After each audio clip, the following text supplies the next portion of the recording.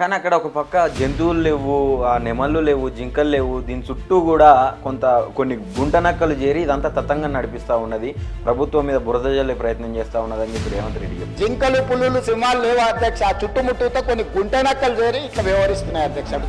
మమ్మల్ని అన్నాడు, అవును మేము గుంట నక్కలమే, కాకపోతే మీలాగా పందికొకలం అయితే కాదు కదా. అసెంబ్లీలో మాట్లాడాల్సిన మాటలేనా అసలు, ఒక రౌడీ లాగా బిహేవ్ చేస్తున్నాడు, రౌడీ లాగా మాట్లాడుతున్నాడు. అవునా, మరి నక్కలు కనిపించలే అక్కడ, జింకలు కనిపించినాయి, నెమళ్ళు కనిపించినాయి, పాములు కనిపించినాయి. నక్కలు ఎవరంటే ఈ గుంట నక్క రేవంత్ రెడ్డి. ఏమంటారు కదా, దొంగ దొంగ అని చెప్పేసి అరిసినట్టు ఈ నక్కలు ఉన్నాయి అని చెప్పేసి మాట్లాడిండు. కానీ అక్కడ జింకలు ఉన్నాయి, ప్లస్ నెమళ్ళు ఉన్నాయి, పాములు ఉన్నాయి, ఇంకా ఇతర జంతువులు ఉన్నాయి. ఈయనకినే సమాధానం చెప్పుకున్నాడు, ఈయన ఒక గుంట నక్క అనేది. కాబట్టి అబద్ధపు హామీలు ఇచ్చిండు, తప్పుడు 6 గ్యారంటీలు అని చెప్పిండు. కాబట్టి ఇవాళ పరిపాలన చేయలేకపోతున్నాడు, ప్రజల నుంచి వ్యతిరేకత వస్తుంది.